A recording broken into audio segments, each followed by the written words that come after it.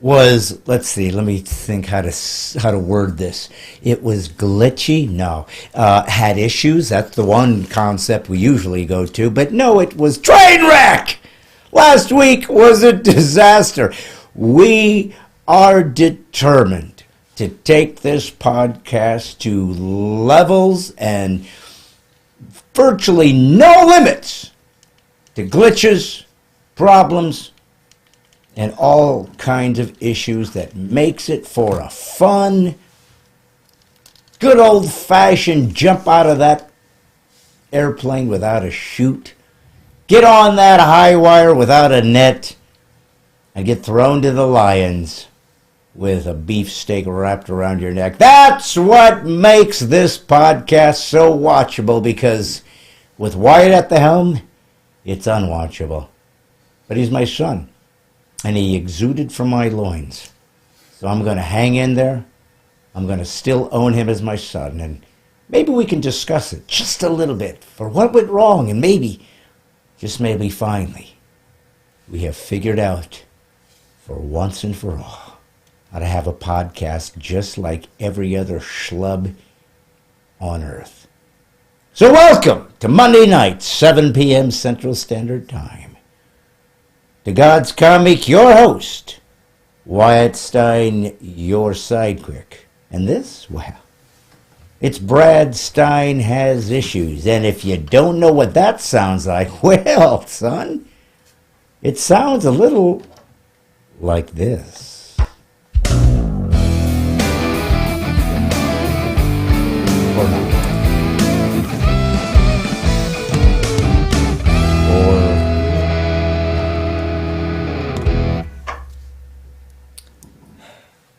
Well, if my sporadic hand gestures were a good indication, the audience could hear that. Oh, they could? Yes. They could hear it. That's why I was doing the whole choking, don't cut it off thing. I couldn't hear my own theme song. Wouldn't be Brad Stine Has Issues without it. Yeah, I know that, but I just set it up with the glitch-free. Let's see if we can do this like adults, and I couldn't hear my. Anyways, I'm here. It's God's Comic, Brad Stine. This is Brad Stine Has Issues. It is Monday night, 7 p.m. Central Standard Time. Going out live on Facebook, going out live on YouTube, and going out live on the deep, dark web. This is where comedy, conservatism, and Christianity collide in a cacophony of clarity. Son, can they hear us this time, or does it sound once again like we've been invaded by aliens? Well, if they can't hear us, they're being nice and not telling us. Listen, I got to ask you a question, and I hate to do this, but by any chance, do you have as the first guest Nick Kress? Yes, in fact, I do. Son, are you telling me that we actually are on the same? This can't be. Lord, have you finally shown mercy on us and our incompetence? Let me keep going. All right, Nick Kress is watching with you. Jessica Martinez, number 2? Dusty Wilhelm, what? Dusty Wilhelm. Wait, Jessica Martinez. Nick Kress is watching with you is what I have here. Yeah, hey, Brad and Wyatt, Ashley Haas, Sherry Holtz, Jordan, hi, Brad Stein, Rebecca Daly Dwyer, hello from Belmont, Pennsylvania, hello to Wyatt also, Judith Reed Times, love your brand of humor, son. Did you know my humor was a brand? Man, you should advertise it as that or something. I should have some kind of copyright or something. I mean, heck, we could probably make a podcast for that sort of thing. Wyatt, if we did, it would fall apart. You know that. Especially if I'm on the helm. Oh, my Lord, have mercy. But listen, you just got back from Lowe's. Did you bring anything? Wrenches, screws? A story. Oh. One of my favorites now. All right. Okay, so. Yeah. I was just minding my own business. For those of you who don't understand, this is Wyatt Leroy Stine telling about the incident that took place today at Lowe's where he works part-time. Didn't take place today. Not today, but this is a story I've been waiting to share. Okay, go ahead. You should have lied and said it was today. Would have sounded more organic. No, I would still be in shock if it happened today. All right, go ahead. So, I had a customer who asked me where the copper wire was. Okay, now, of copper course, wire. I know what that is. I dabble in electronics stuff. Yes, I'm sure. So I said it's over at aisle 6, which it is. And then they asked me, can you take me there? So, all right, whatever. And then the curiosity got the better of me. And I asked them what I thought was an innocent question. Right. what are you going to use this for? And her response was, well, I need it for my garden. Now, I ain't no gardening expert, but I don't think you need an electrically conductive anything to garden. I may be wrong, though. Yeah. So this piqued my interest a little bit more, and I foolishly followed up with, what do you use it for in gardening? And she said, oh, I'm doing electrobotanist or something like that, like some word that clearly only like 3 people on the planet actually know about. Okay. And at this point, I'm like, what on earth is that? What even is that? Yeah. And verbatim, her response is, oh, it's when you use electricity to draw energy from the ether to help your plants grow.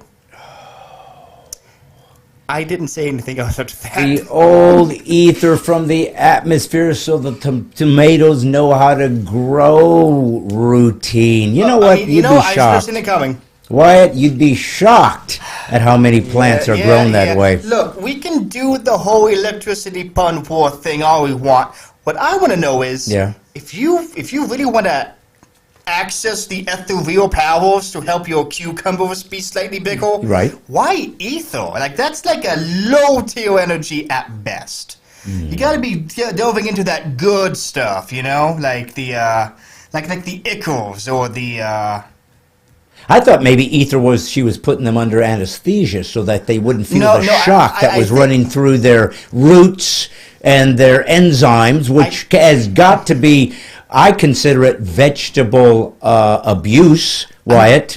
They're electrifying it, which I think in any other case would be considered, they would be calling the SPCA, which is for animals. The SVPA is Vegetable Association. I'm pretty sure you're thinking of Esther, not ether. Could be. I know that those are different things, but I do not know what the difference is. I don't. Hey, Forrest Bainey's here. He said, hello, Brad and White. Happy Easter. He is risen. Yes, he is, even though it was yesterday. So he's been up and at him for quite some time. Okay. I got a comment from Louis Leon, who is asking you if you went to the studio and fixed the sound, you are such a saint. Well, you know something, Louis Leon. I've got to tell you right now. This man doesn't set foot in the studio unless I'm there first. Let me tell you something, folks. I got so frustrated with what was happening in the studio that I finally just decided to do a quick YouTube tutorial.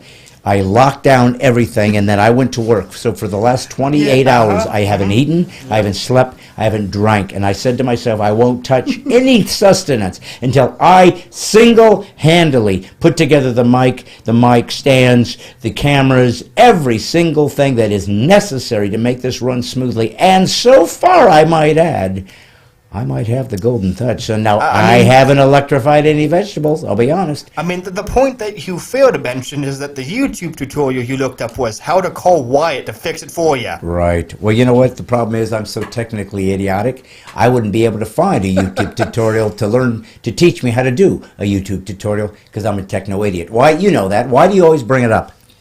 Because the world must know your incompetence. All right. So Larry Gilbert's here. Hey, Larry, he's been one of the original helpers of us. Our original camera, the silver, was brought to us by Larry Gilbert. He said, great mic placement, perfect. And then he came back and said, perfect. So he couldn't spell perfectly, thus an irony of ironies. So it was an imperfect perfect. Yes. But you know what he says, Louis Leon, thank you for the loin joke, who fixed the sound? So see, we are there. Green Bay is here with Pete Shedlowski, which I'm not sure if he's ever been here before. Guess who's running late? Gina Sizemore, isn't she always? Carrie Tudor's right here. Hey, Bride and White, friends, Kinsman, Ohio, come to see you. You know who I haven't seen, son? Who? I haven't seen Karen Boyd. Oh, yeah, that's a good question. And also, Force, whatever. Annie? Yeah, of course. What about Force? I haven't seen him either. No, he's the one that said something nice. Force, honestly, it seems... He said, Happy Easter, he is risen. That was Force Bainey. I don't have him at all. Like, it's like half of the people you got and the other half I got. Yeah, listen, Shauna Frederick just said there's an extra chair, headset, and mic, woo-hoo. That's Shauna. She's always right on top of things. We love her. You know who's not here? Danny Herring. You know where she lives. Why? You know where she lives, right? Danny Herring.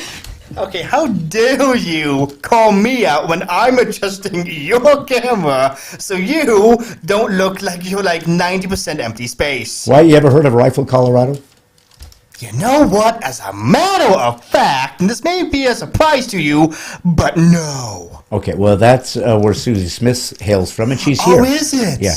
You're getting a little buzz. You might want to be careful about your overmodulation in your mic there, my friend. Do you have a mic headset? Can you listen to yourself and hear yourself? So if you sound like that, you might want to readjust. Listen, I got to ask you a question, and this is for all of you people out there. You know, we're living in a new America, an America that is based on silliness and lunacy and crazy. It's happened fast, happened quick, happened during the cult of Corona. Many are still locked into it. Some enjoy continually to wearing the rabbit's foot, the talisman, the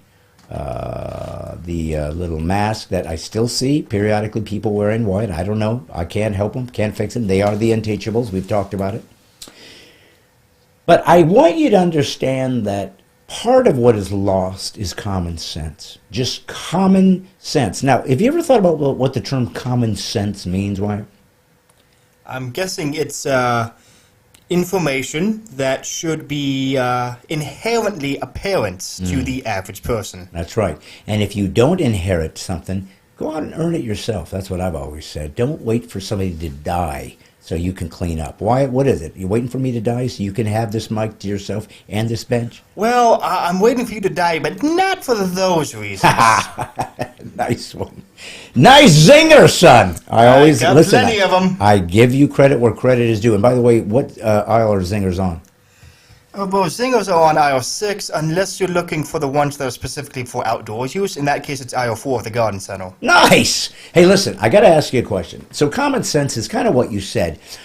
It's sense that is common to everyone. It's something that we all should understand, we all should see. So I'm going to ask you a little riddle tonight, and I'm also going to ask of the audience out there, if you want to participate, you may. Well, I'll have you know I'm very good at riddles. Okay, well, good. So here's the riddle, son. Mm-hmm. So they have a zebra, and the zebra was clocked at 40 miles an hour. So it can run at 40 miles an hour. Okay. Got it so far? Yeah, I'm with you. Now, he's running through the jungle. He started on the east edge of the jungle, and he ran all the way to the west edge of the jungle. He went from one end to the other of his habitat, and it took him 80 minutes. Okay. Yep. Okay. So we got a zebra running 40 miles an hour. Took him 80 minutes to get all the way across. Okay. Now he turns around and does something nobody expects. He runs back from west to east. He runs exactly on the same path. Exactly. It's not up or down. It's not through a ravine or up a mountain. It's the exact same path. No wind is in his way, so he doesn't have anything slowing him down. And yet, running at 40 miles an hour, running back exactly the way he came, this time it took him an hour and 20 minutes. Okay. Why? You really expect to fool me with that dollar store attempt at a riddle? What are you trying to say? Well, this is a question for the audience as well. Yes. So I'll give them a few minutes to, converse amongst themselves. Okay. But let me tell you something, pal. Yeah. I knew the answer to that riddle before you even finished it. How? Because I have what the cool kids call common sense. Okay. Well, I don't hear any answer, but I do hear Nicholas M. Blake saying, I hope everyone had a great Easter. Susie Smith is here from Rifle. We already mentioned her. And she's asked me, you remember me, right? Of course we do. And the guess who's here? Carrie Hathaway. Here's your sign. Carrie Tudor, Louis Lewin. Thank God bless you. So everybody's here, but there is no Kari. Then can you really see that everyone's here? I mean... Is Benjamin Gregory here? Actually, I think he is either. So we don't have Karen And we don't have Benjamin. Now, this will be the first time that she's not been with us, son. Huh. Now, something seems horribly wrong when Karen isn't with us. Well, What's your thoughts? I don't know, and I also don't seem to see anyone wanting to try out your, again, clearly great riddle. All right. So the answer to your riddle, Yes. and let me just remind the audience the basic premise. A zebra can move from point A to point B in 80 minutes, but moves from point B to point A in an hour and 20. Right. Why? Right. That's the riddle? Yeah. The answer is very simple. Because 80 minutes is an hour and 20. So that's true. Yeah. That's the answer to the riddle. Uh-huh. And what makes you think you're so smart that you could figure that out? Because that was supposed to be a zinger. Well, I mean, you have to take into consideration the person saying the riddle. Okay, well, listen. Here's the point of the riddle. People can sit there and stare face to face with facts. People can literally look at exactly the same scenario as everybody else. I can show you the same data. I can sit to you and say, like during the corona, when somebody wanted to say, the masks don't work, and somebody said, no, we see the data, and they worked. Or, the vaccine didn't work, and everybody said, oh, but they do work. And we can look at people that are saying, if you burn down a building and smash things, it's a peaceful protest, and others can say, well, no, it's a riot. But we're looking at the exact same data, but we interpret it based on cognitive dissonance. You know what that is, of course. And that is us seeing the world through what we've already decided is true and making everything try to match our presupposition, what we already believe is true. Now, how do you get better? How do you fix a country if you don't have people that are on the same side? In the same country, for sure, under the same Constitution, under the same Declaration. But how can you all sort of realize that you need each other desperately? That you have to fight with each other because nothing that is valuable is going to remain unmolested. Somebody's going to want to steal it. Somebody's going to want to take it. Somebody's going to want to destroy it. This has happened throughout the beginning of recorded time. Whatever is good, whatever is great, whatever you have, somebody's going to covet it. They're going to want what you have, which is, by the way, the 10th commandment. And notice the difference between liking what somebody else has, being inspired to want to have the nice house like them, or have the nice marriage, or have the nice car. Nothing wrong with just being inspired, but to say, I want exactly yours is covetousness, and God said it's a sin. So, we have people who covet America. And so the only way one can defend oneself from having the group steal the great long history of creating this great nation, the freedoms that it provides, you have to see that everything that we saw in America, somebody has to decide it's all bad suddenly. Same evidence, we have the proof that everything has been good, that we've always tried to become better. But now let's just look at it like it's evil and dark until people stop believing in it. And how does one inspire someone to succeed and move forward if you no longer believe in what you're fighting for? And this is when I decided that we are no longer a United States. We are no longer e pluribus unum avamini one. We are now the difference between an American and a citizen. I've made this clear on many occasions, but it's going deeper and deeper. A citizen is someone who gets the benefits of the Constitution, the benefits of the freedom that this is given, the benefits of the of the American dream, the benefits of capitalism, the benefits of a sovereign border, the benefits of a powerful army, the benefits of free speech, and they crap on it. They don't want it. They believe it's ill-gotten gains. They want to literally give it away because it's unfair that we have more than other countries that weren't as good as ours, who did not have the superior Constitution, the First Amendment, and freedom of speech, who didn't have a constitutional republic that gave away power to whoever the people decided was voting in without a military coup. They don't have that in their country, so they left it, and then they got here and said, we want to take every drop of virtue, value, and success and riches you have, but then we just want to turn it back into our country because you don't deserve it anyways. And we have senators that are in agreement, and congressmen who are in agreement, and judges who are in agreement, and executive branch right now who hates our nation's greatness. So, if that's the way that we will move forward, America is dead. It's not hyperbole. It's not a game.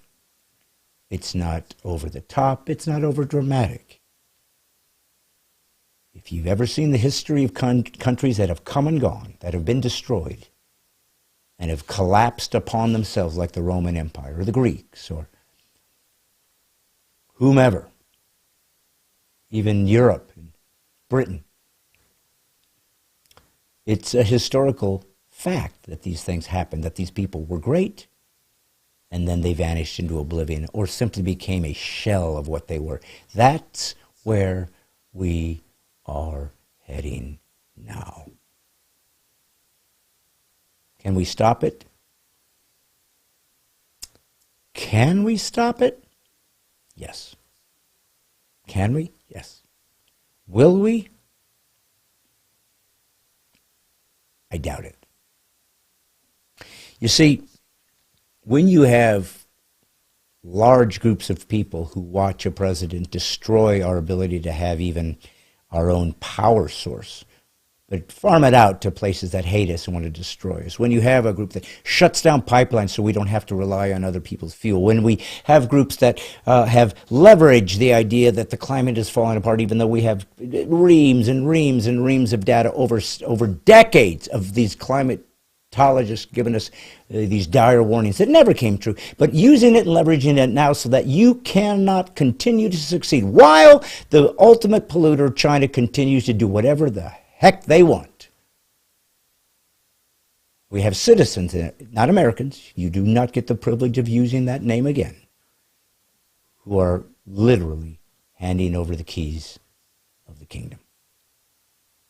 I created the Mighty 10,000, this idea that what if we just found 10,000 Americans who wanted to come together and say, can we fight back and do something within our communities and around this country to say no and not allow them to push us 1 inch further. I had to start somewhere. I'm just a comic with a little podcast. But I wanted to start with the Mighty 10,000, the 10,000 who give $3 a month or more, as we're going to have here shortly, so that we can put out videos. I can have a full-time staff running this, and I will go out and do live performances and bring about people and groups and ministries and organizations that are doing the dirty work and are experts in their field that all come together in continuity as one that you can have access to, whether it's for information, inspiration, or even help if you need legal assistance. I mean, this is what I'm wanting to do. Create a podcast that literally is proactive and tries to fight back. Now, you can't subscribe yet because the system does not work yet. You can't commit yet because there's nothing to commit to. All those pieces are being put together. I've had numerous people reach out and say, I want to be in the Mighty 10,000. And please continue to do that. We'll put you on a list. Go to my website, bradstine.com, fill out your email address specifically so we'll be able to contact you, but all of your names and so forth. And then we'll put you in a line, and you will be part of the Mighty 10,000, and you will be in order of jumping on so that you will be able to know when we finally finish it that those who continue to give and donate to defend this nation will always be welcome, but only the first 10,000 will be owners of the moniker Mighty 10,000, and we'll send out a T-shirt, Militia of the Mind, that will literally have your number on the sleeve that only you will ever have.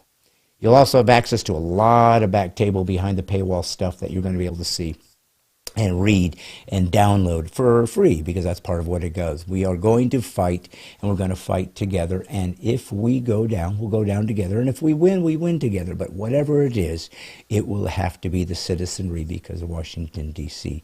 does not care about you. They are corrupt and have sold us down the river. It's going to be up to the people, just like the Revolutionary War time. Back to pioneer times, back to the beginning. That's where we're at.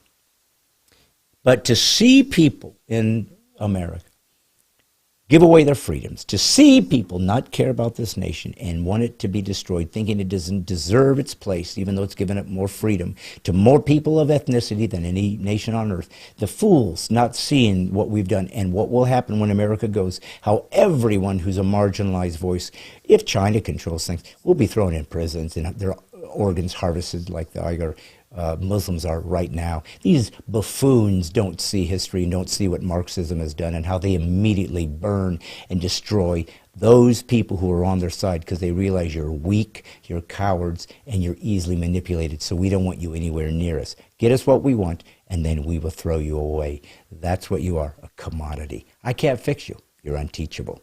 So it is what it is. But there are those out there who aren't, who want to fight. Let's see if we can do it.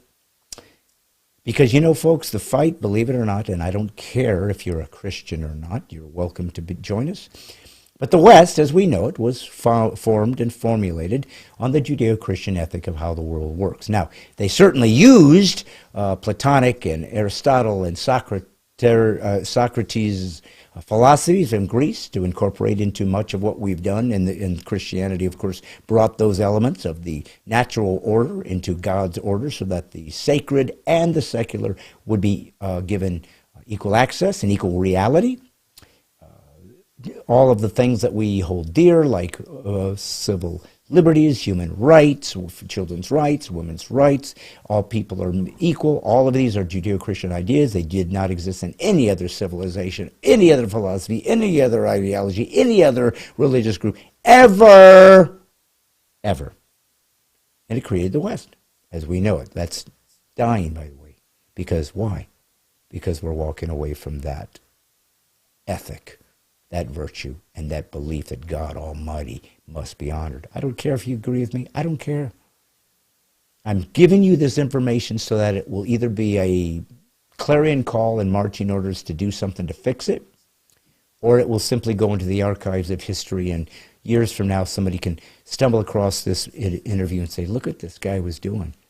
He was warning people about what was happening. It's there now. And look, it wasn't there yet.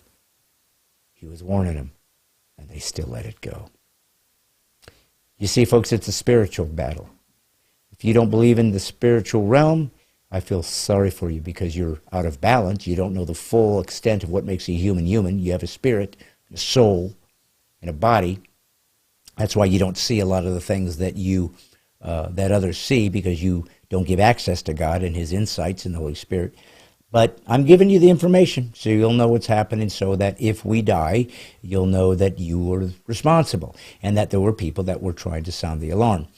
But it's a spiritual battle. There's evil demons out there. If you haven't seen what's happening in America, what is being honored and lionized by the Democratic Party, and I claim them, I'm no fan of the Republicans. They are as corrupt and as, even worse so, traitors to us who believe that they would continue to defend the original Constitution and our conservative values. They haven't. They betrayed us. So they're worse to me than demons. But because the Democrats seem to have control over the dissemination of information and all of the access to that which we look at to see how culture is functioning, it's demon control. I mean, it is demonic. It's as evil as and it's going to get worse. Unless people say no more. But you can't do that by yourself. You need a spiritual power that you cannot do with flesh. And it's interesting because today we have a guest that we're going to be interviewing. An interesting guy. He's been on once before. And he's got his own podcast, very well known on radio. and on the Blaze television network. His name is Steve Dace. He's an old friend, an old conservative, an old Christian friend of mine, and I wanted to bring him back on because he's always incredibly interesting. But this is very important because this week, this Friday, a movie is about to hit theaters throughout the United States, and it is nothing but full-blown horror in exposing the darkness of the demonic realm that is on this earth and actually doing damage. But it's in a movie. It's out this Friday called Nefarious. And trust me when I say you need to see it. It is amazing. It is taking faith-based films to a whole new realm you have never experienced. And I should know. I've been in over 20 myself. I know what's out there. I know what's been playing. There's some good stuff. Most of it is a little marginal. Some of it is crap. But this is going a whole new game. And I want you to see a quick trailer for the movie. I'm going to ask you to call your pastor, your church groups, your conservative groups, your patriot groups. Go buy tickets and swarm the theaters this Friday. Share this to everybody you know. And let's show that we know what is at hand and that we will fight back, but we also understand the spiritual realm and how real and dangerous it can be. So I'm going to show you a quick trailer to Nefarious, just to whet your appetite, and then we're actually going to talk to the guy who wrote the book that the screenplay was written about. And you'll get to hear all about this crazy faith-based film coming out Friday, Nefarious. Here's the trailer. Buckle up. Hello? You should have accepted my offer, James.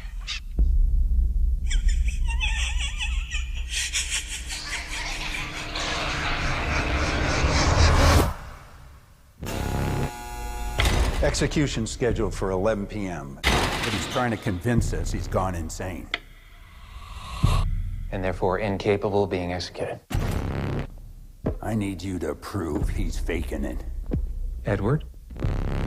Let me ask you some questions. I'm not Edward. I'm a demon. Demons aren't really a thing. What happened to Edward? We own him.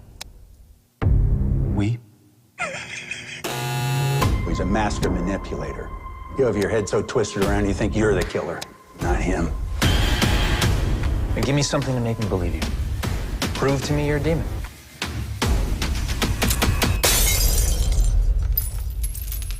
It's probably just a coincidence. I want to talk to The real Edward. Makes me do bad things. I can't stop him. I need you to see something. You got a fan. Did the same thing with all his victims. Help me! I'm trying to, Edward, but you have to answer my questions. You have to tell me the truth. It won't let me! It can go away. It can go away. Yes? No. It's starting to happen. Can you feel it, James? Can you feel it?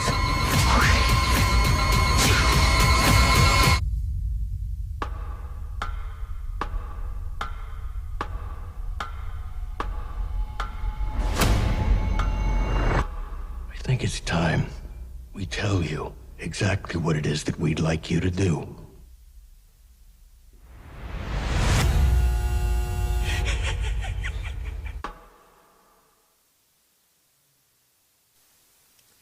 I tried to warn you. This movie rocks. I actually was at a premiere to watch it, that he invited me to come see it. And I told him I have got to, when it's ready to hit the streets, I'm going to dedicate a podcast to this movie. I want people to go see it. This is about the darkness that's really upon us, folks. Now, of course, it's fictional, but it's based on ideas and stories that have been told that are true and that are pretty nefarious, which is exactly what the name of the movie is. It came from a book he wrote called A Nefarious Plot. Steve Dace wrote it. And you might be familiar with him if you watch The Blazer. You'll listen to conservative commentators. He's wonderful. And so we're going to talk about this movie. We're going to talk about faith-based films in the future. We're going to talk about America and its potential future or downfall. I didn't know in my life that I would ever have this conversation with fellow Americans who literally have to understand, I don't know how we're going to overcome this because we don't seem to be in unity. We don't seem to care enough to want to do whatever is necessary to fight back.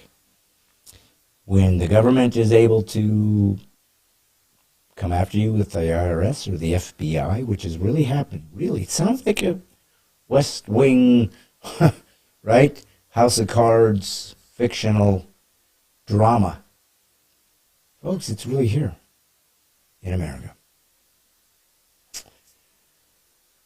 So, it's time to get your head out of the sand, to quit whining and wringing your hands, and to get busy. Someday soon, I hope, we all have access to the beginning of being able to subscribe to the Mighty 10,000 and the Militia of the Mind. And we're going to fight back. We might lose the war, but we will never lose the ultimate victory that God, I guarantee you, will inflict on those who so far, it seems, have not been served justice. But God wins every time. And I am a child of God, a servant of the living God, and as yesterday Easter proven, the only God in history that proved he really is and conquered death. And that's what you're going to have to do.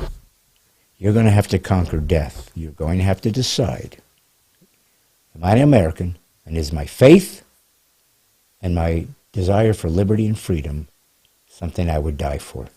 But don't say it frivolously. Stop and think about it. Pray about it. Wonder, is this that important to me? Because if you say yes, that is what will be expected of you when the crap hits the fan. But it also means they can't destroy you, because once death is no longer a hindrance, you're dangerous. So, folks, I want to bring you in, and I should make a quick mention just because I noticed Karen Boyd did show up. She wanted to know if anybody has an iPhone out of the boot loop without losing info. So something went wrong. I knew something was wrong because Karen would never miss an episode.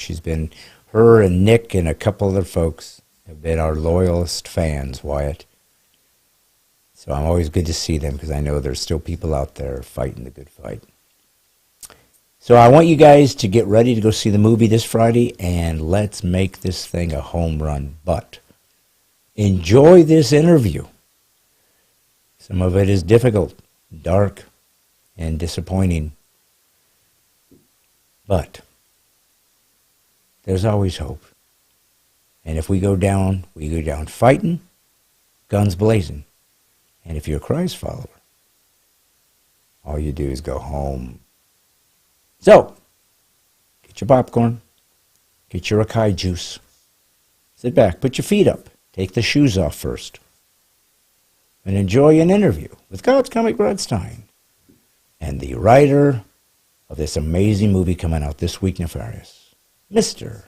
Steve Dace. Well, folks, you know what? I wish I was you, and I'll tell you why. Because you get to watch me on my amazing podcast, Brad Stine Has Issues, and I don't get to watch me because I'm doing me. So I have to watch it later to watch what you guys thought about how good I was when I thought I was doing good, and I didn't know until you've commented. But it's too late because I've already gone to bed. Nevertheless, here we sit. Here comes a new interview, and I'm going to tell you something, guys.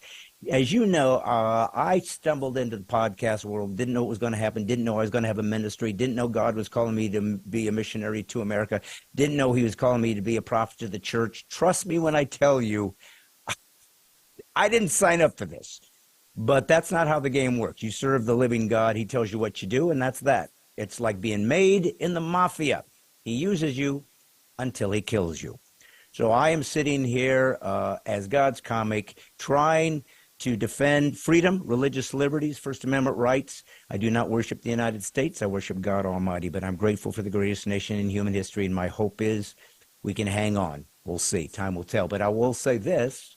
If we're going to hang on, it will not be from D.C. They've abandoned us. It will be because the citizenry has finally, once again, drawn a line in the sand and said, you won't push me no further. And this is where we're at, my friends. So how do we do that? How do we do that? Outside of a civil war, which nobody wants, but nevertheless, we are in a cultural civil war as we speak. And they got all the weapons, man. They got all the dissemination of information. They got all of the, even the businesses, which I never saw coming, have fallen victim to wokies. And so the only thing we can do is hope that God will show us some grace and mercy and fight back the best we can. And the gentleman I'm about to bring up is a friend of this podcast. This is his second time. As a matter of fact, he might be only the second guy I've ever had on more than once. Rick Green is the other guy, and that's because he's an expert on the Constitution. But I'm going to also do something today that is something I've never done ever on my podcast, and I'm going to devote the majority of the time to a project he's involved with that he put together, that he wrote, and that he helped produce and put into place. And it's a film, a feature film. But most importantly, it's unlike any faith-based film I've ever seen or has ever been in the marketplace. And I know because I've been in 20 myself. He's a great guy. He's a man of integrity and honor, which is one thing you cannot buy and one thing you cannot fake. Your fruit will eventually reveal yourself. And this man is one of us. He is a warrior, and he is my friend, and I'm grateful for it. So please welcome Steve Dace, or as he likes to mispronounce it, Deese. But I call him Dace because I know he prefers that. Steve, how are you, my brother?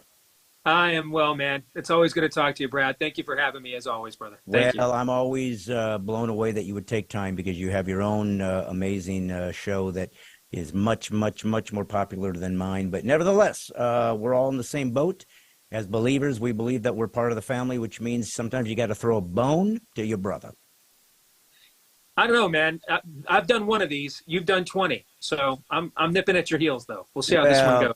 Well, I will say this, though. I wish I could have been in this film. And you graciously even offered me an opportunity to even audition for it, which was very kind of you and gracious. But I've seen the movie. For those of you who are tuning in and don't know what we're referencing, but you're about to find out, I promise you will be hearing about it in the marketplace because it's going to really make a noise. It's called Nefarious. And it's a film based on a book that I think you sent me a few years ago, a nefarious plot. It might have even been the galleys. Maybe you wanted me to maybe do an endorsement. I don't remember. You remember how I got involved with? Yeah. Yeah, I think you did actually end up endorsing the book. But yes, I wrote a book. I made my first trip to Washington, D.C. To promote my first wide release book, Rules for Patriots. And I was in the shower, Brad, and getting ready to go do some publicity appointments. And in the back of my head, this just popped in out of nowhere. This book is dedicated to all the idiots out there, especially those of you who had no idea that you were being used all this time, for you proved to be the most useful idiots of them all. Nefarious.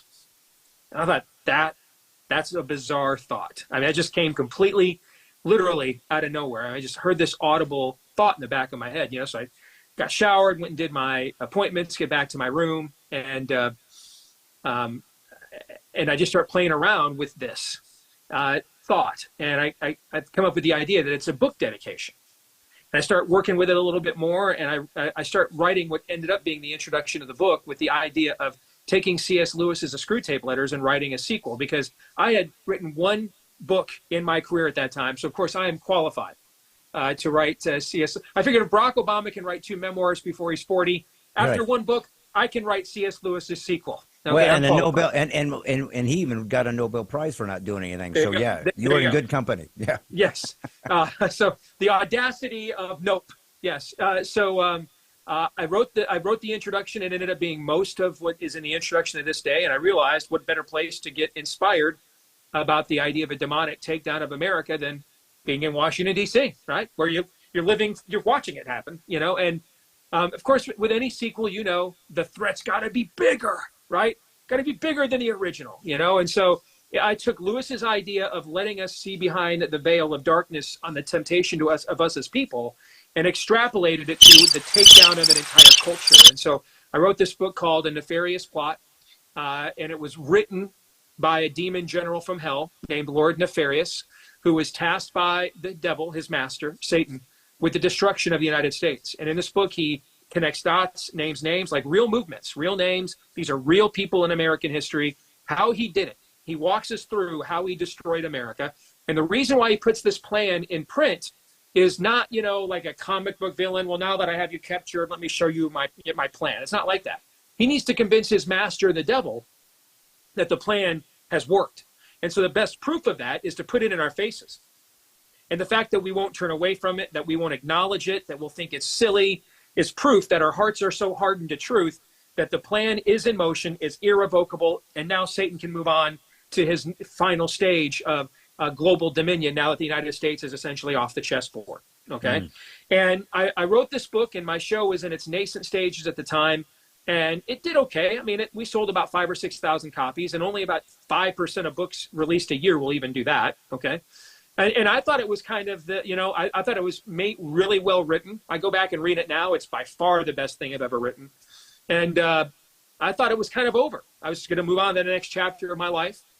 6 months later, I get a call out of the blue from someone I work with now every day, but I didn't know him at the time. Glenn Beck called me.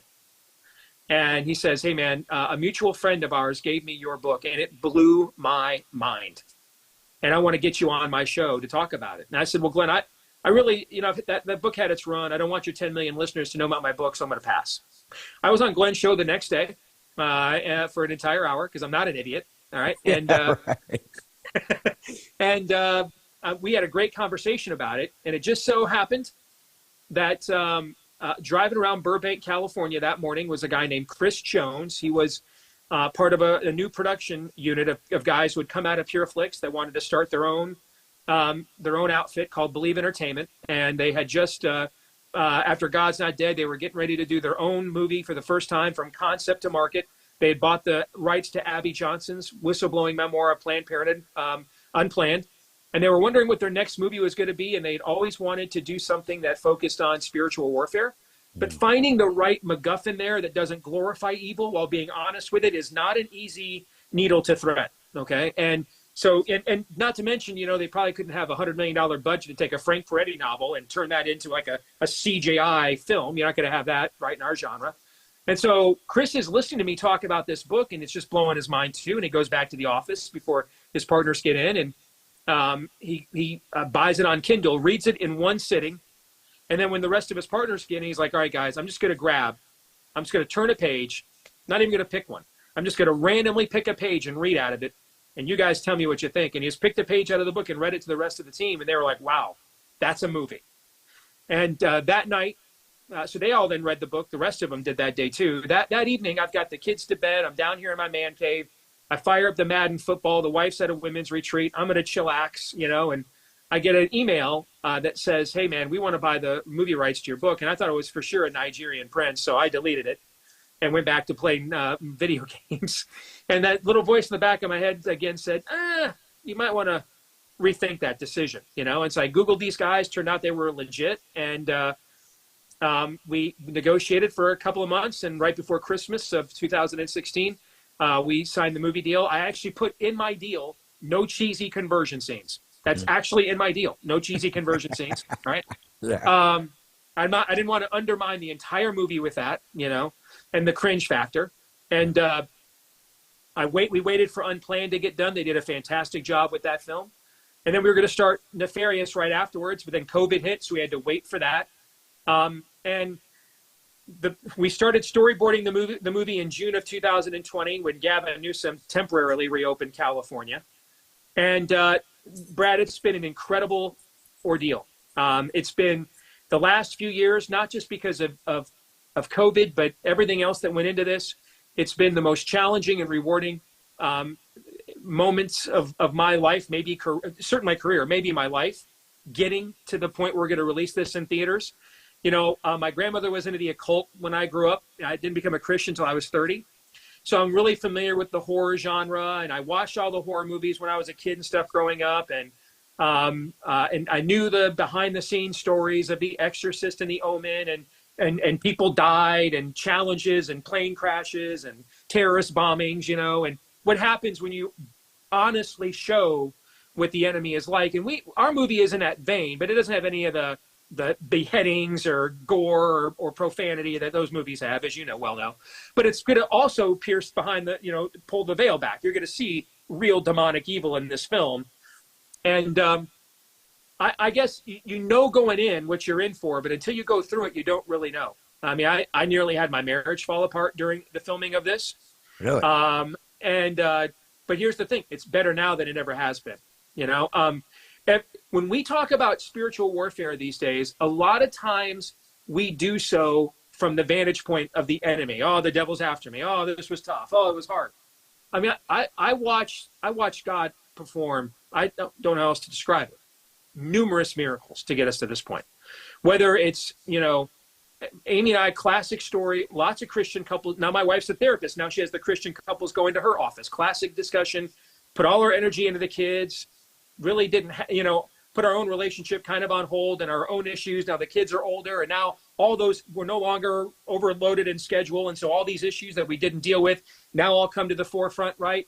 And you start thinking, well, maybe maybe God would want me happier with somebody else. I mean, it's just a classic tale for Christian couples in their 40s. We went through that. Now our marriage is better than it has ever been. God just did a miracle. I mean, everything the enemy has thrown at us, God has defeated back. We're gonna have features on the DVD version of this later this year to tell people what we went through to make this movie. The doors God opened. When you see this movie Nefarious in theaters the week of April 14th when it opens around the country, you're going to be blown away by the quality of the production. Yeah. The sound editing, the cinematography, the visual editing. It's way beyond our budget, Brad, and one of the reasons why, we had closeted Christians in Hollywood who heard about this project, who heard about how we were trying to do a Hollywood-style thriller, but from our worldview, all right, to reach the unbelievers and Gen Z. And they're like, we that should have been done a long time ago. We want to help. And people came forward and did stuff off the books at market rate. Our marketing guy, John Sullivan, who's maybe the best at marketing Christian and conservative movies in the industry, he's working for 75% below his normal rate. And John won't tell you that, so I'll tell you for him, okay? He did that because he believes in the potential impact of the unique approach we took in this movie, that we really went to Nineveh in this movie, and thinks in this moment in history has a unique providential potential with cultural impact. One of my favorite stories of the making of the movie is we get done filming, and the way the Oklahoma Film Credit works is everything you do in Oklahoma is eligible for the rebate, you know? And so we're like trying to go to the bathroom in Oklahoma. We're like trying to move to Oklahoma. We're trying to do everything and hire every Oklahoman we can, okay? And so we get done filming the movie, and we're like, let's hire this editor in Oklahoma. He's won some awards, might be pretty good. Well, he did documentary editing, and that's not the same as a feature film. And it was just beyond his grasp. And it turns out that edit of the film was just unwatchable. And now we're 3 months into post-production, and what do we do? And I'm doing my show one day, and out of the blue, this guy named Brian Jeremiah Smith emails me. He goes, hey, man, you probably don't know me, but I love your show. Never miss an episode. I heard you talking about our show Midnight Mass on Netflix and how much you love that. I was the editor of that show. And I was about to do the House of Usher for Netflix, but they demoted me because I'm the only editor here that didn't take the poison jab. And now that the jab mandate's been overturned, they can't fire me, but they're not sure what to do. So they put me on indefinite paid leave. I've got free time. If you need an editor, here's my resume. I look at his resume. He worked on like Get Out and all kinds of major Hollywood and studio, like Netflix kind of productions. All movie names your audience would know, and all in our genre. Yeah. And he just came out of the blue, emailed us out of the blue. We couldn't afford him, Brad. We didn't have to. Yeah. We paid him what we could. Netflix paid him for us. They paid him to edit our film. He was on And he kept saying to us, listen, the minute Netflix calls me back to work, I got to go. So I'll do this as long as I could. They finally called him back to work, Brad, the day after we finished editing the film. I cannot make this stuff up, okay? Yeah. The day after we finished the film, they called him back to work. They paid him for us, okay?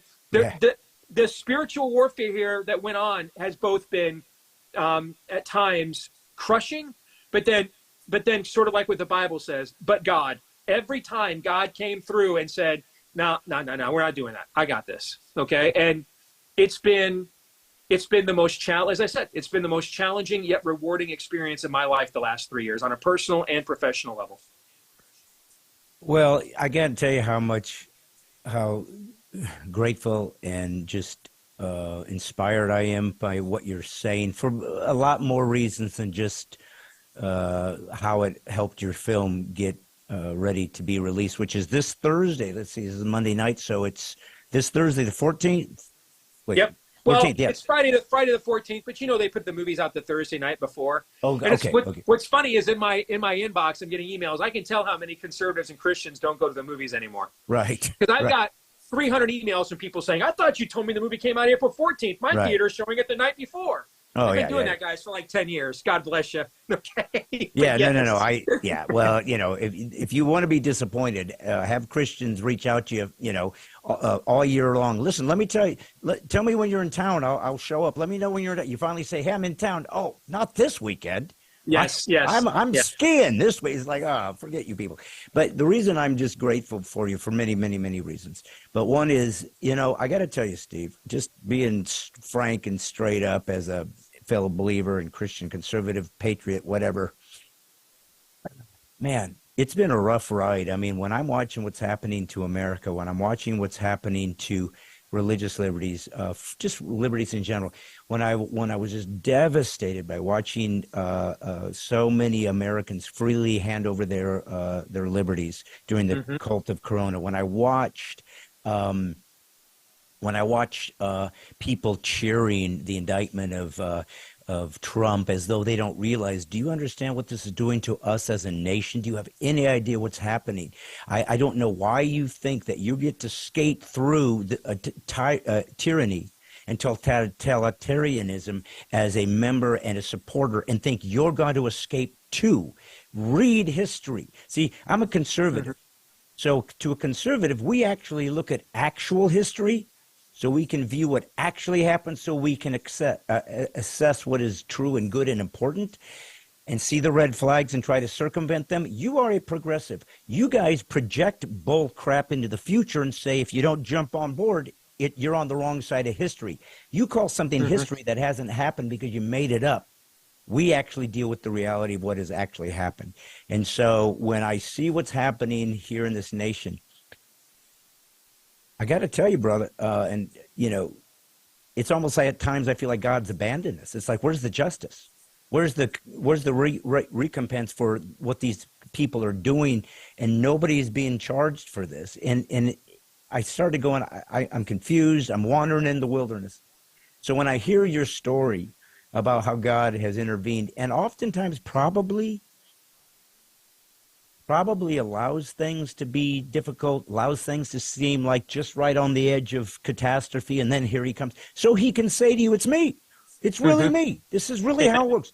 And and what nefarious, which is opening this Friday, folks, this Friday, go, promise, trust me, you're going to be blown away and love it.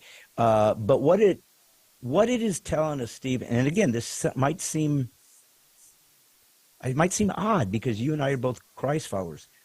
I got to be honest. I'll bet you I've lived most of my Christianity kind of seeing the spiritual world as a metaphor maybe, or it's kind of allegory, or it's out there. Buddy, it's the true reality of what's really going on. We're the Shadowlands. What's really going on is the spirit world, and that's what this movie freaking holy crap lays down. And it's in, as much as I wish I had been involved with it just because I love it so much and I want to be part of something that that I think is going to be groundbreaking. The guy that played Nefarious did a brilliant job. So you got the John, right guy. Yeah, you got all the right guys playing all the right parts that deserve it. And so tell me, were you involved in any of the punching up of the screenplay based on your novel, or did you kind of just hand it over and say, take it from here, boys? So the four of us, Chris Jones, Carrie Solomon, and Chuck Conselman, and myself, we created the story. We storyboarded the movie, and they already had some great ideas before we got started. And there's one moment in the movie that is the most direct contribution to the story that I made. I mean, it's hard to take my book, which is a 200-page polemic of a demon ranting at you.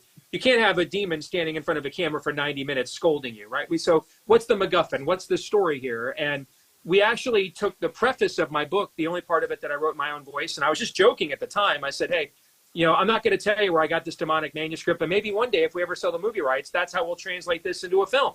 That's exactly what we did, as you know. We tell the origin of the book. Where did the book come from? Yeah. And so they had the stuff out, that's already in the trailers, the atheist psychiatrist, when the demon says you'll commit 3 murders, they already had many of the proto versions of those ideas in their head. I think the two things that I helped more than anything, other than supplying the MacGuffin with the book, and so much of the dialogue from the movie is taken from the book. I think the two things that I did more than anything, Brad, is there is a key scene involving a priest early in the film that I don't want to spoil, that sets up the rest of the film. When we got done with the whole storyboard, that was my big contribution. I went back and I said, hey, we have to address where the church is in this story. Okay, prisons have chaplains. We have to address this. And so we put that idea into the story. That was one of my big contributions in the storyboard. The other is, I've used this analogy before.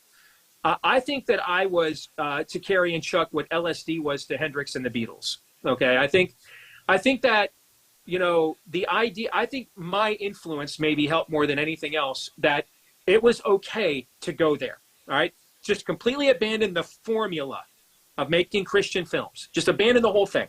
In many respects, the movie's like my show, Brad. I mean, is it a conservative show? Is it a Christian show? Here's what I know. Is it a good show? Right? Yeah. I just try to do the best show I can do every day. I don't sit down and have a checkbox of, we got to hit these moral points. I got to hit that. These Bible verses have to be in, my opening monologue. I don't even write it. I don't even have notes. I do the whole thing off the top of my head. All right. I go get prayed up. I know what issues we're going to talk about, and then we just roll. And if it's good, my worldview is going to come out because of who I am. I don't have to create a script for my worldview. My worldview is the script itself. Okay. Yeah. And so I think I helped them abandon kind of the traditional and hey, PureFlix has done some great stuff. I love God's Not Dead. Okay. So, but this movie breaks all the molds of all faith-based filmmaking in modern times. I mean, there's nothing, as you said, that's been done like it. Even though it wears its religion on its sleeve, it destroys wokeism. It says everything we want a movie to say right now. It just does it in a wholly different formula. Okay, yeah. And I think if anything, my role as sort of the executive producer, helping them guide this to the end from beginning to end, gave the filmmakers themselves permission to say, dude, we don't have to make Grandma Moses, who gave $100 million to the company last month. We don't have to take her call telling us, can you water that down? Because, my grandkids might not like, we don't have to do any of that. So let's let it frickin' rip. Yeah. Let's go for it. We're not going to be profane. We're not going to be crude. We're not going to sexually titillate. We're going to honor God's standard. Okay. Yeah. But that's the only standard we're going to honor.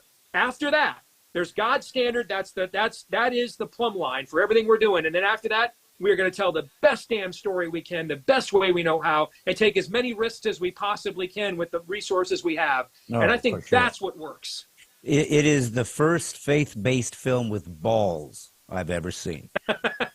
And that's what you've done. You said, listen, if Jesus is who he said he is, he's God Almighty. And, we just celebrated yesterday, Easter Sunday. Mm-hmm. And so if that God man that we as believers say is true, that we follow, if that's true, oh, yes, it is true. Well, then the evil is equally true. The devil is equally true. This is how it actually works. I find it interesting that the references of, was it was it C.S. Lewis that said, the greatest trick the enemy ever played, the devil ever played on humanity was convincing them that he didn't exist. And in this movie, Nefarious, out this Friday, folks, again, show up or don't complain because the world's falling apart around you. When you have a chance to support financially and with your existence, your existential showing up and saying, I identify as a Christ follower, I'm not ashamed, and I am going to storm the gates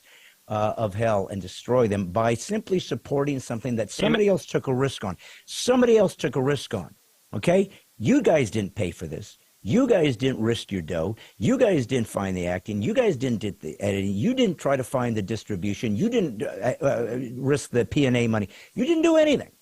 What you did do is sit around all day long. Where's our great Christian films? It's right here. If you don't show up, shame on you. You're despicable. Enough is enough. You either start standing up for what you think is true, and that means showing up and get your money out and pay for the best protest you can make is not standing in front of an abortion clinic with a sign saying, you're all going to hell. Sometimes the best protest is to invest in something you believe in.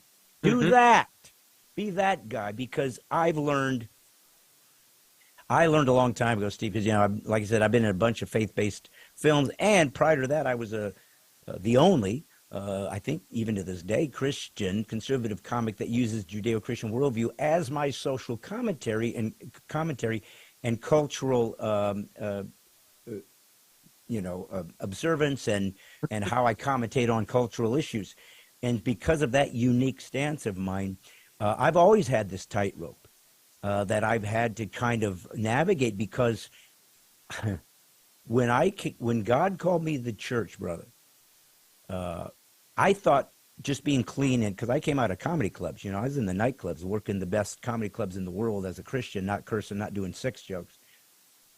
So I said to God, why do you want me in the churches? Because I thought being clean in a nightclub was being a good witness. I'm showing Right. I'm showing the world that, look, I can be as funny as these guys. I don't have to say F once. But I wrestled with that. I wrestled with God. Hey, and he's saying, you don't need to sell Christians on clean comedy. They already bought that. You need to sell the mainstream that show it's as good. That's what I thought my mission was. And it was a wonderful, it's a wonderful little, way of bumper sticker, definition of what I thought I was doing in the clubs. But God's pretty straightforward. He said, I didn't ask you where to go. I asked you, will you go? You said yes. You go where I send you. You're going to the churches. Because in the future, now, this is 20 years ago, maybe, or 15. In the future, I need you to redefine to my people the packages that I'm going to come in to talk to my people about the lay of the land. Because America's going to change. And they're going to have to renew their minds as to being able and prepared to receive information and messaging from me in unorthodox ways that they're not used to, and they just better buckle up, because I'm weeding out the posers. It's showtime, and the game is on. And that's really what I think this movie, Nefarious, has done. And I got to tell you, man, holy crap, bold. So much of this movie is dialogue, and it's kind of one, it's not like one shot. Obviously, you got different angles, but essentially the majority of it is in pretty much one location. And that's rolling the dice, because it's like, you better freaking have something compelling to keep people locked in, because you are really counting on the information, the dialogue, and so forth and so on, to hold the people's attention and to compel them. Well, it does. It does.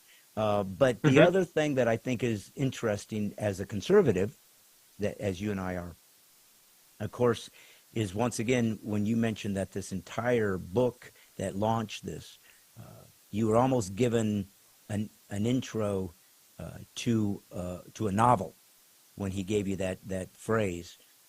And yet, look at Alinsky's Rules for Radicals. He dedicated that to Satan. He dedicated Right. to the original. What did he call it? I'm paraphrasing to the original radical or the original miscreant or whatever he called him. But here's a guy that said, "I'm going to destroy America in the West and dedicate it to my God and Savior, Satan." So here you sit, kind of as an antithesis to that, saying, "Oh yeah, get a load of this," and that's really what it is. So I guess. What is it that you've heard now that you've had a number of previews and folks coming out of it? What do you think people are getting from this, perhaps, that they haven't seen in other faith-based films?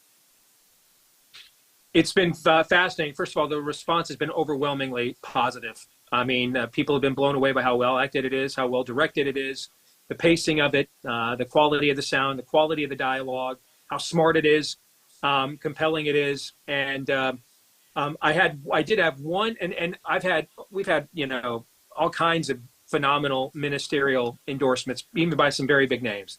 I did have one big name probably a lot of people would know, but I won't call him out publicly. Who said that he didn't like the film because he prefers more stuff like what the Erwin brothers do, like Jesus Revolution. And first of all, I love Jesus Revolution. I think it's a very good film. I went back to him and I said, we made the same movie as Jesus Revolution. We made the same film. Here's why. In the movie, Lonnie Frisbee says to Chuck Smith, hey, if you want to reach this young, lost generation, you have to speak to them in a way that they understand. And this is their language. All right? The bare feet, the beatnik, the hippie, the music, this is their language. Speak to them in a language they understand. Right? Jesus didn't preach to Galilee speaking French. He spoke Aramaic, Hebrew, Greek, the languages they understood. All right? We did that. I told this pastor. I said, here's the thing. This culture, this young generation has been worked over by the darkness. They've heard all the sweater vested guys. They don't care. They've heard all the Hawaiian shirt nice guys. They don't listen, don't care. Doesn't resonate with them. Heard all the pleated khaki panted guys. Did make a dent. All right? You tried the softer side of Sears. You tried being nice. You tried being their buddies. They just rejected all of that because they can get that everywhere they go. So the language that they do understand, what they are attracted to, is the darkness. So sometimes you use the darkness to tell them a truth, and that's what Lewis does in his Screw Tape Letters. Use the darkness to tell them the truth they may not take from another source. I said, that's what we did. Here's the difference. You're just 80 years old, I told them. And so the sins of when you and your boomer generation were having free love and free drugs, your parents thought it was the freaking end of days. Yeah. You guys are taking your clothes off in public, fornicating with each other out in parks, putting construction paper on your tongues. They thought it was the literal end of civilization. It seems trite to you because that's the sin of your era, and so you're anesthetized to it. You are callous to it. You may have even participated in it, like Greg Laurie once did. It's his salvation story. But in the time, 65 years ago, that looked like the end of Western civilization to the parents and grandparents of that era. It seems trite and kind of Disney to us, but in that period of time, it was darkness on earth. Well, this is our period of time, darkness on earth. And just like Lonnie Frisbee says to Chuck Smith, I said, Pastor, you're 80. You either need to retire, I told him this, or you need to start speaking to the next generation in a language they understand.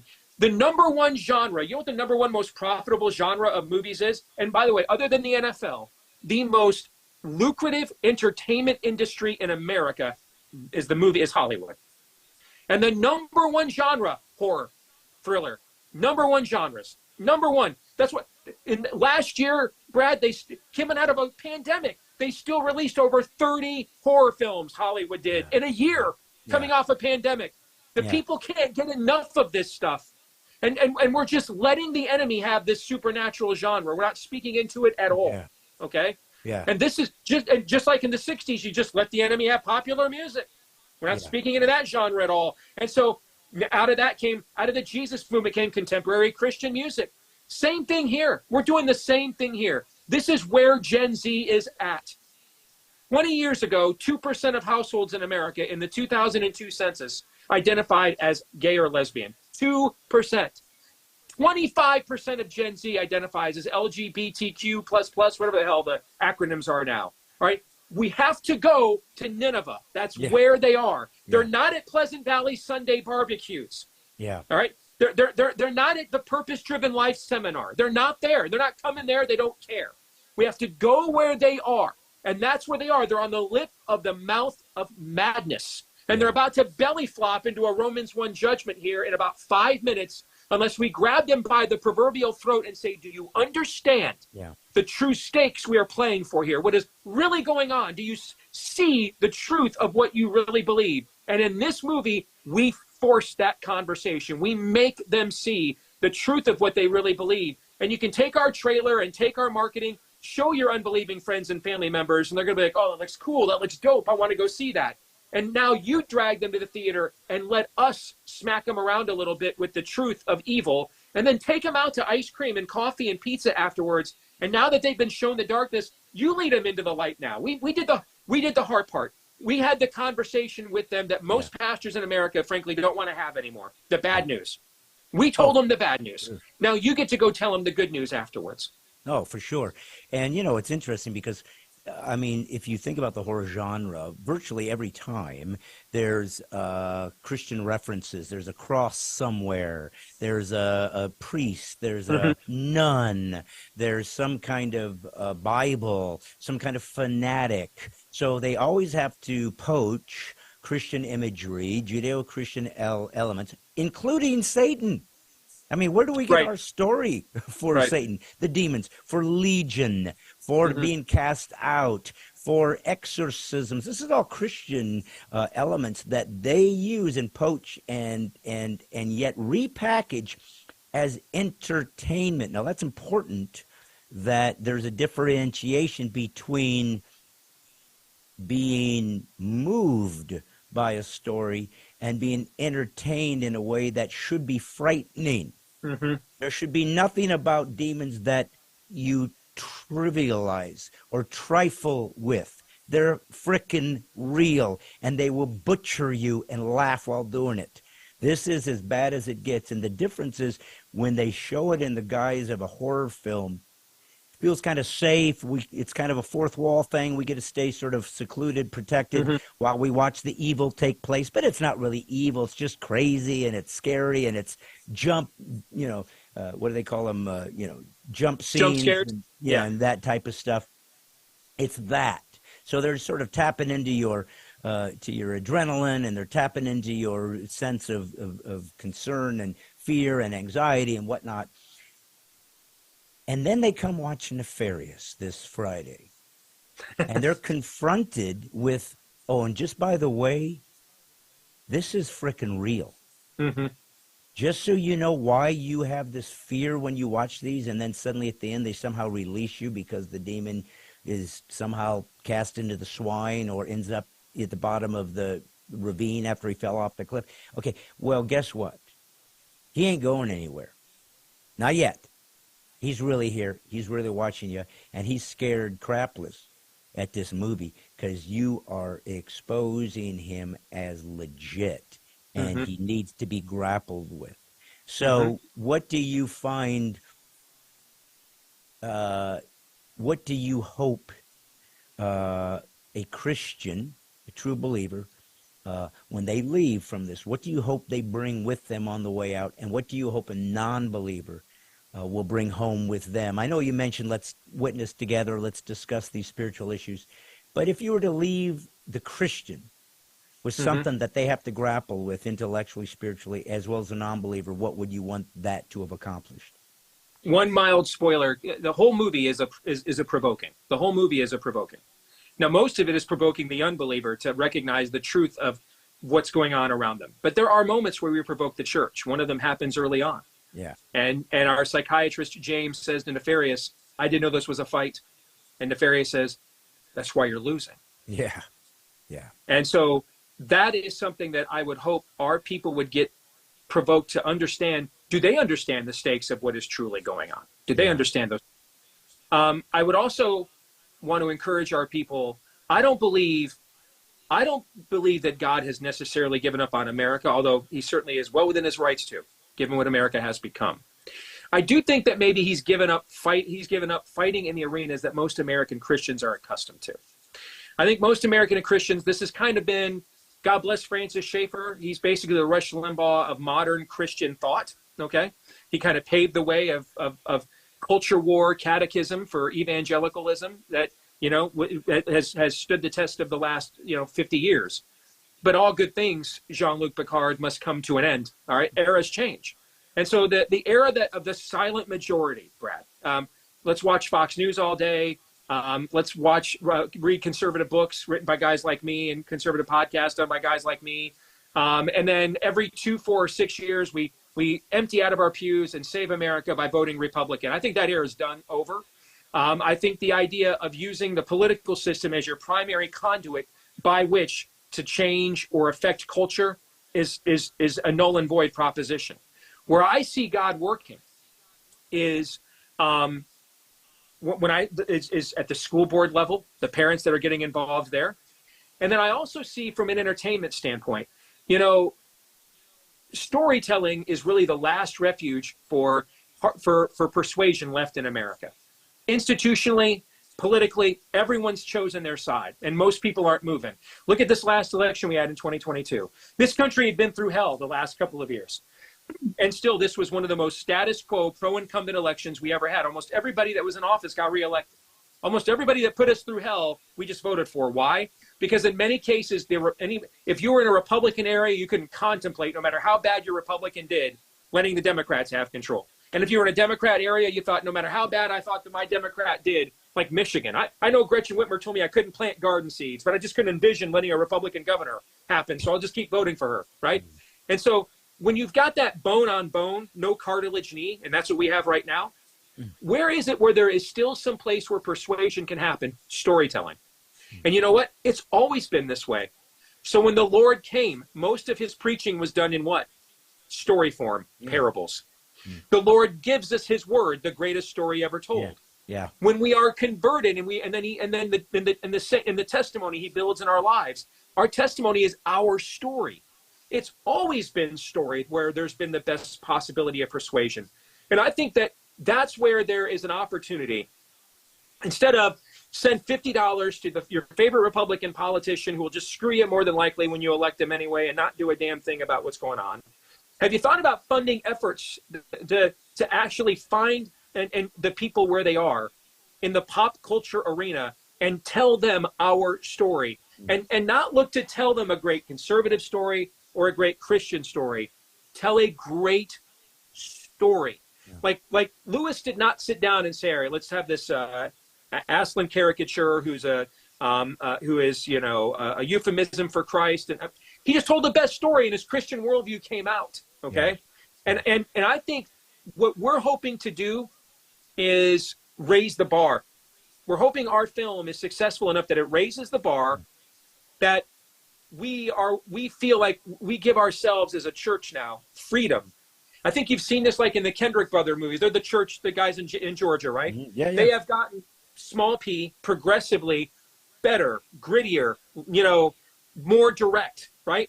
As they've gone on. Okay. And I think it's because they feel more freedom now and we're more successful. We can still hold on to our worldview, but tell better stories and not have to please the grandma who only listens to Christian radio at 88.1 FM. God bless her. We love those people, but that's not where the food is. The great prophet Sam Kinison once said, move where the food is. Yeah. The Gen Z is going to finish off whatever is left of Western civilization if we don't reach them like in the next 10 minutes. That's where we are. I can't put it any more blunt than that. And where they are is in the pop culture world, getting news from their phone, going to movies, particularly ones of dark themes. And I hope that when you see our film, we've raised the bar of what we as Christians, without sacrificing our values at all, but stylistically give ourselves more permission to tell better stories than we have in the past. Well, and one of the things that I discovered a long time ago, not only in the faith-based films, because I had a million conversations with directors and producers of faith-based films for,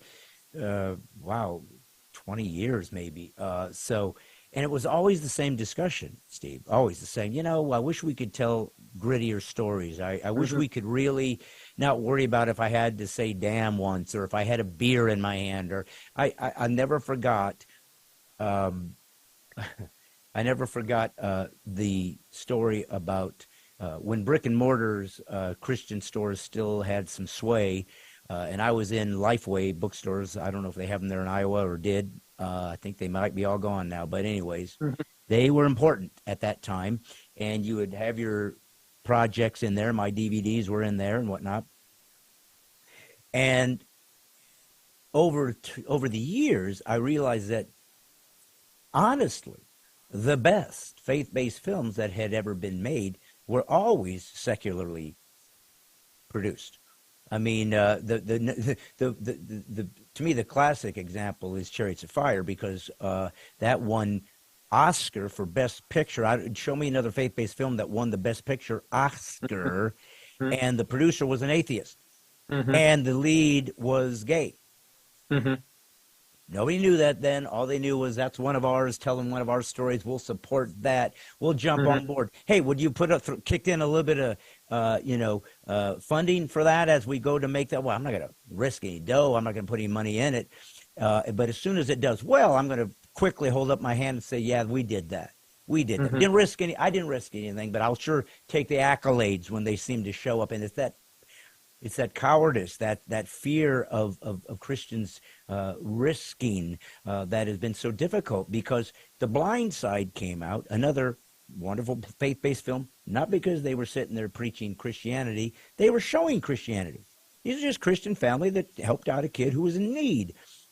Well, they had it at Lifeway bookstores, and some pastor or somebody complained because I think one of the gang members, or the hood where they went back to this Michael, what's his name's hometown? Michael Orr. Michael Orr. Yeah, he had like a beer, or maybe he had a gun, whatever, because they were representing a gang member. And the guy didn't like that. It was very, and Lifeway, which was Southern Baptist, suddenly pulled them off of this complaint. And I said, I don't know what else to tell you people. But no wonder we are literally being ignored. I wonder if people read the Bible. I mean, well, exactly. Have you read the Bible? I mean, most of Genesis could be turned into a reality show. Okay, and pornographic. The first book. Steve, Genesis is pornography. It's got incest. It has daughters having sex with their fathers. A man uncovered naked. It's got, It's got, What we're touching on here, Brad, is we have decided, and the church has put grace and truth at loggerheads, that we can't both do outreach and boldly proclaim truth. We have to do one or the other.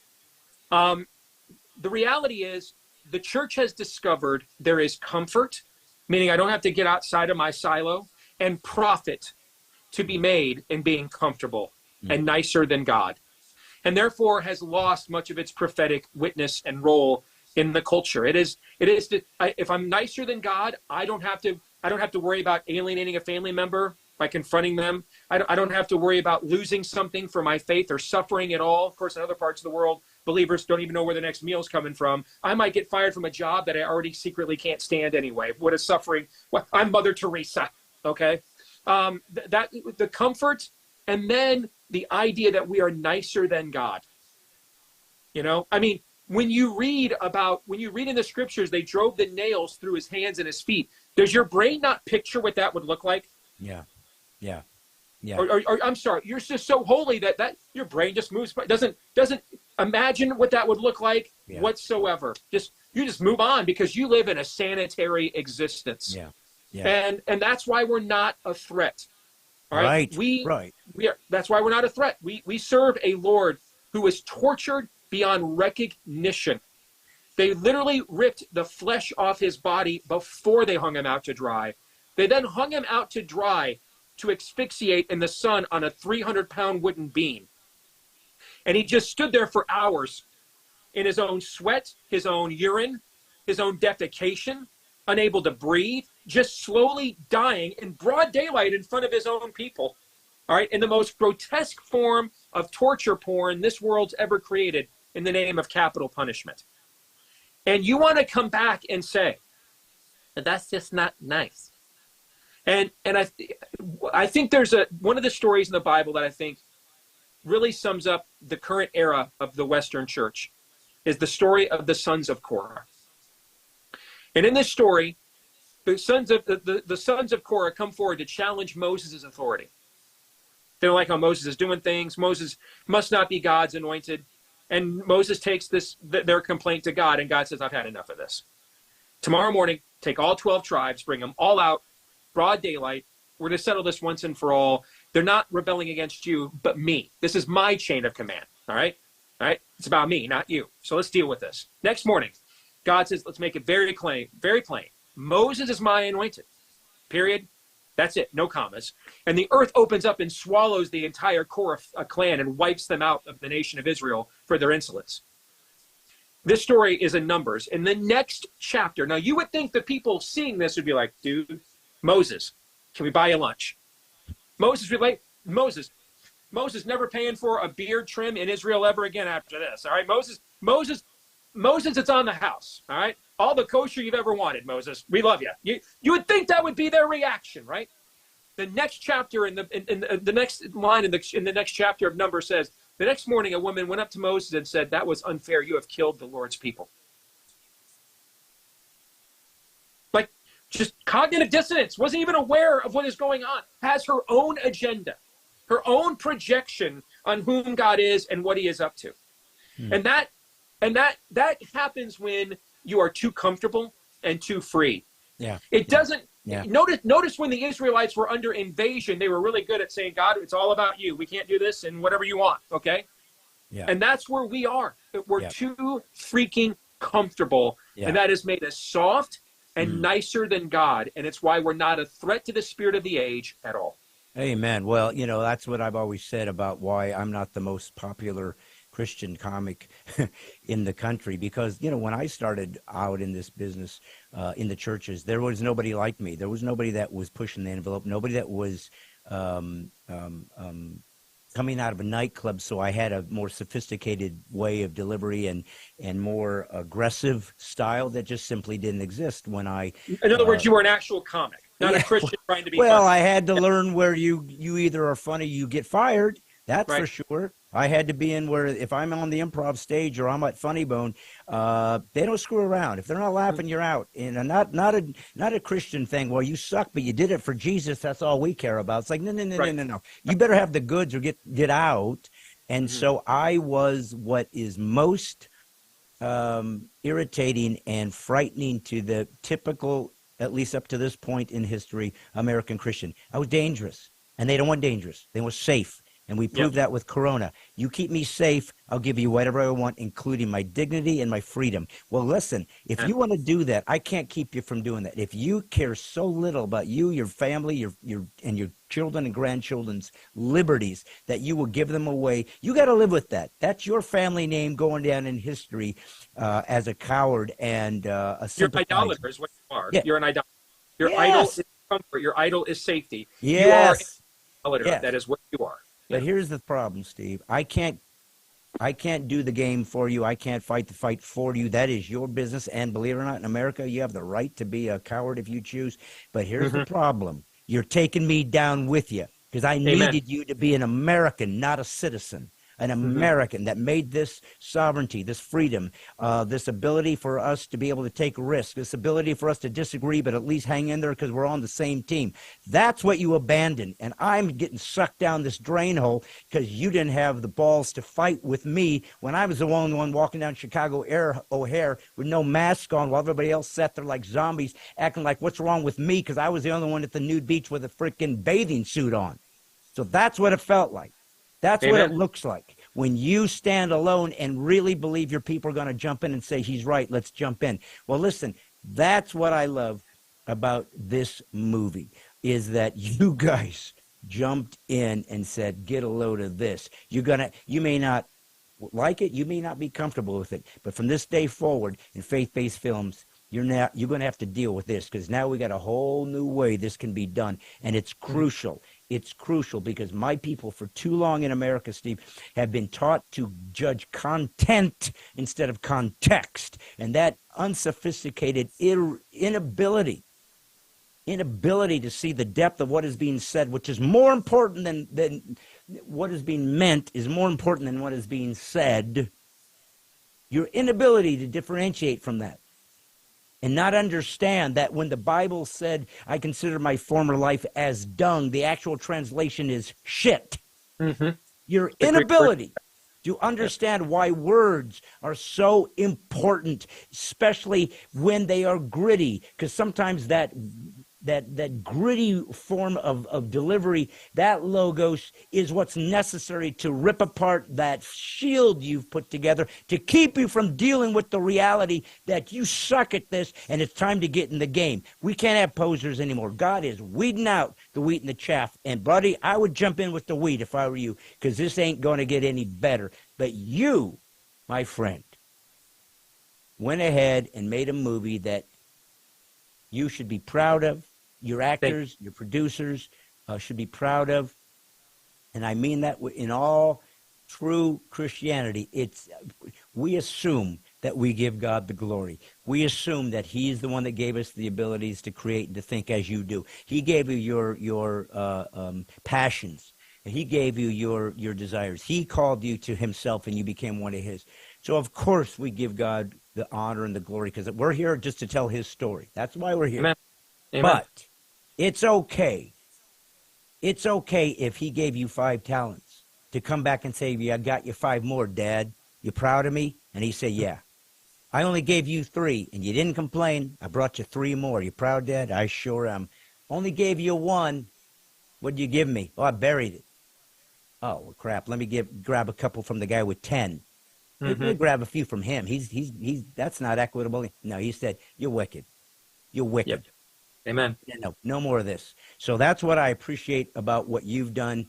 It is this, Thursday night, I guess, but at least this Friday, folks, Nefarious is in theaters. I'm going to ask you to do something, my people. I don't know if it's going to be, I'm guessing it's not overseas yet, because I get overseas people watching me, and Canada. I'm guessing it's only in the U.S. at first. Only the U.S. so far, yes. Okay. But anyways, if you are in the U.S., you're watching this, I'm going to ask you to do a couple things. 1, share this interview with everybody you know. Share it, social media, and get your church to go out and buy blocks of tickets. Bring, each person buys 2. 1 for them, 1 for the person they are dragging along and putting them in harm's way. By seeing what it looks like and what's at stake for your soul. If you don't understand the sign of the times and where we're at. Thank you, brother, for making this movie. Oh, I pray to God, not only does it do blockbuster, but that it starts a new revolution of what faith-based films can be and what they're going to be, so that the mainstream filmmaking industry looks at us and goes, how do we get as good as you guys? That should be our goal. God Amen. bless you, brother. I love your Thank show. you. I love what you stand for, and can't wait to see what God has in store for you. Folks, I'm just a comedian. Did not know God had some plans for me like this, but He did. And I'm here to fight the best I can. PC free is liberty. Remember that and remember it well. If they ever say you're politically incorrect, thank them for the compliment. That means you stand for truth and free speech. And as I've said before, and will say until they take me down, all I'm doing is putting the woke back to sleep. God's comic, Brad Stine, saying, see ya next week. And this Friday, see you at the movies. Nefarious.